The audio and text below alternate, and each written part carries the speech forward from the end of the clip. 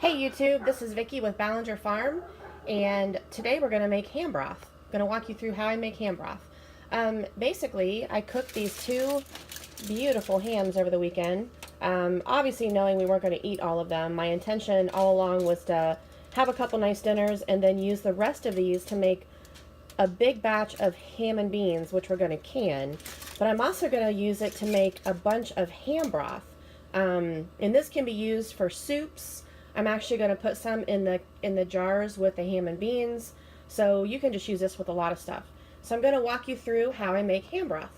So here are the ingredients that I use to make my broth, or stock, whichever you want to call it. So I'm starting with a 20-quart stock pot. We're actually doing two, but I'm just going to show you this one.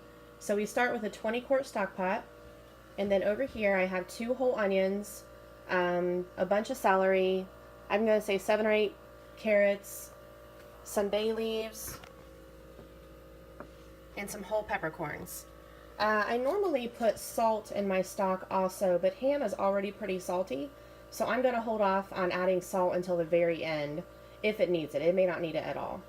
So I'm basically just going to rough chop the onion, celery, and carrots and place them in the bottom of this stock pot, and then I'll place the ham on top and then fill it with water. So let's get started.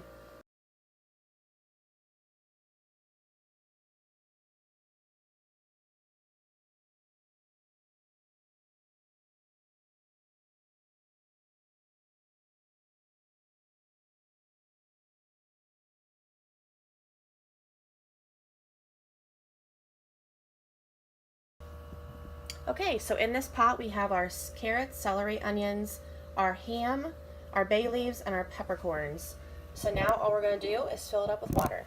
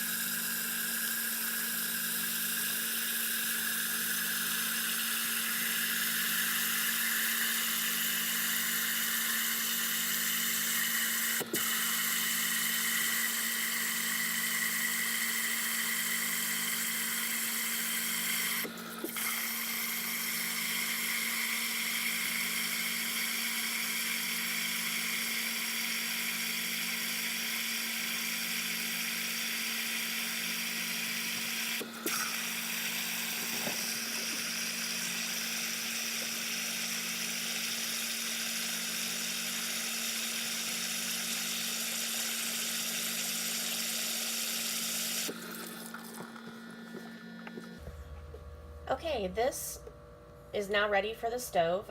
This will cook, I'm going to bring it up to a boil and then reduce it to a simmer, and I'm going to let this simmer for probably several hours. I really want to draw the ham flavor into the stock and allow those vegetables to break down and release those nutrients. You notice I didn't worry about peeling the carrots or peeling the outer skin off the onions. I just left everything in there because those are just for flavor. Those will be strained out at the end. I will save the ham, put the ham in a separate bowl. I will strain the vegetables, and then the broth will go into a separate container as well. So all of that is just for flavor. Okay, so we have 2 20-quart stock pots on the stove, with each of them have the remnants of a ham and our carrots, onions, celery, bay leaves, and peppercorns. So we'll check back on them when it comes to a boil. I'll stir it really good, and then I'll reduce the heat down to a simmer. And just let that do its thing. It's gonna be yummy. Okay, so it's been about 2 hours, and I just kind of wanted to show you what this is looking like. Isn't that beautiful? I have the temperature on medium. I'm gonna actually turn it down a little bit more to medium low and possibly even low. But this is probably going to cook for another couple of hours. I'm going to stir this really good, put the lid back on, and I always let it vent just a little bit, about like that. So this is going to cook for another couple of hours, and then we'll take the ham out and we'll strain off the broth, and we'll be back. Okay, so the next part of the process is I need to soak our pinto beans. So I went down our pantry and I had these bags of pinto beans dried. These have been in storage for several years. These are, I believe, 5 pounds a piece. So I'm going to go ahead and put 10 pounds total into this stock pot. Okay, so here's one of my 20 quart stock pots, and I have 10 pounds of dried pinto beans in here. Now I'm going to rinse these really well, and then I'm going to fill the stock pot up probably to about 4 to 6 inches above the beans, and I'm going to use purified water. I don't use our tap water just because the water gets drawn into the beans, and then if there's chlorine in the water, then you're eating that, and I just would rather not. So I don't have enough distilled water on hand. I only have less than a gallon. So I'm going to go ahead and use the water from our charcoal filter. So I'm going to go ahead and fill this, clean the beans, and I'm going to fill this with purified water. Okay, so here is our 10 pounds of pinto beans soaking in purified water. These are going to soak overnight, and tomorrow we will begin our canning process. See you soon. Okay, the broth is done. I've turned the heat off, and it's still bubbling a little bit, as you can see. But can you see that rich color? I did taste it, and it does need a little bit of salt. So I'm going to go ahead and put 2 tablespoons of salt in each stock pot.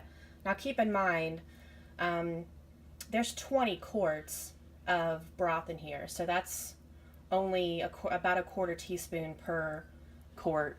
I think half a teaspoon, something like that. So I am going to put a little bit of salt in here, and I prefer to use this pink Himalayan sea salt. It's got great flavor, and I'm actually going to start out with 1 tablespoon. This is actually a 2 tablespoon measuring cup. It's 1/8 cup, so I'm going to go ahead and start out with 1 tablespoon, and then I'll stir it up really good, and I'll taste it. But I started out with no salt because, again, ham is very salty, and I didn't want to over salt it. Let me see all that ham in there.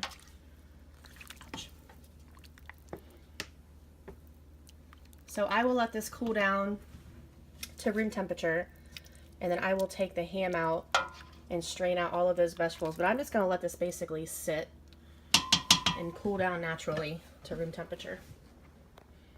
So we'll be back when it's time to strain it. Hey everybody, we are back, and it's time to can some ham and beans. I have my jars soaking in hot water in the sink. We are pressure canning, so they just need to be clean. So they're going to stay there, and they're also going to stay warm. And then over here, I have my soaked beans that have been soaking since last night, and they are rinsed and ready to go.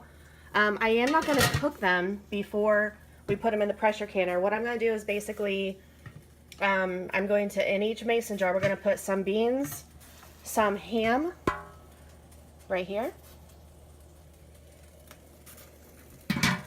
And then the broth is right here on the stove, ready to go.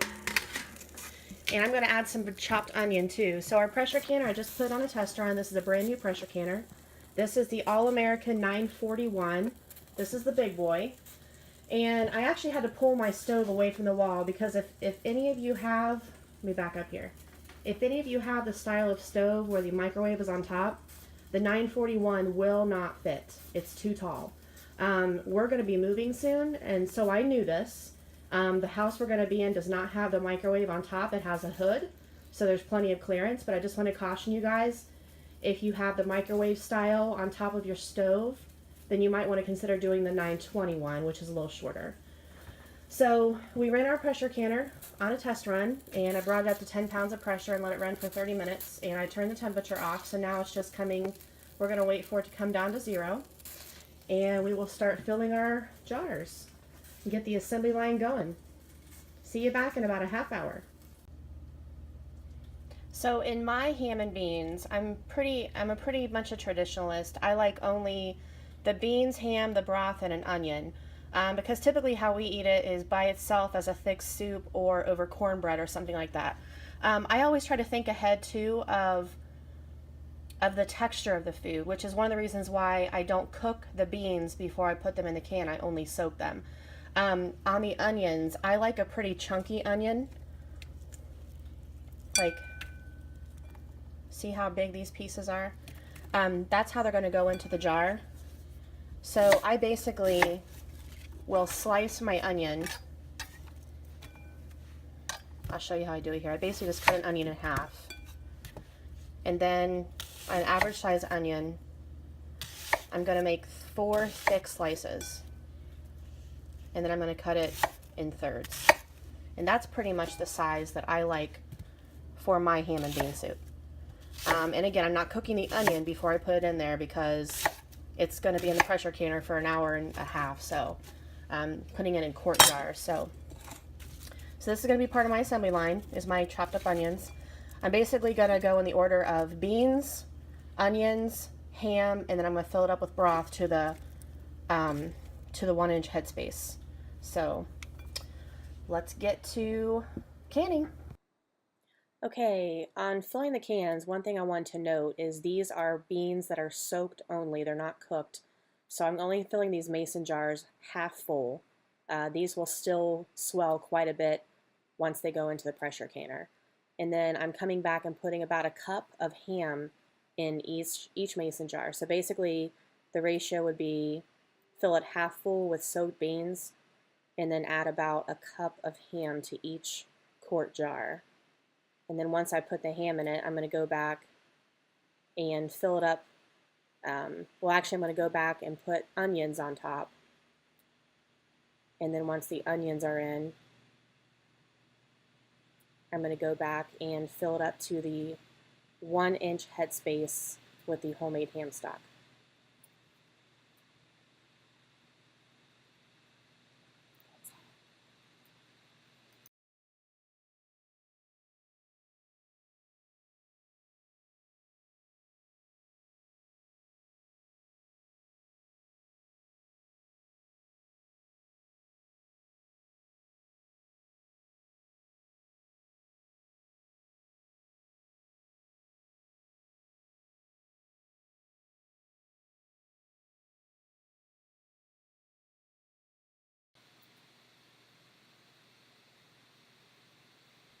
Okay, so here are the jars ready to go into the pressure canner.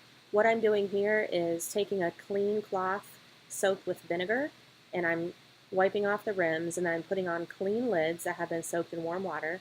These do not have to be sterilized. They are going to be sterilized in the pressure canner. And so everything now is ready to go into the pressure canner.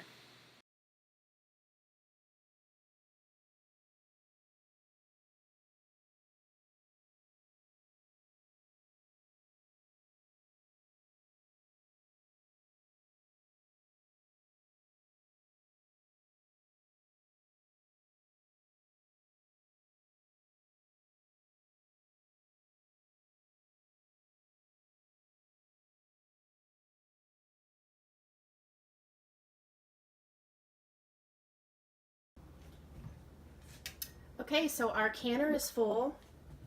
We have we have 18 quarts. This is an All-American 941, so it's a double stack. It can hold double stack quarts.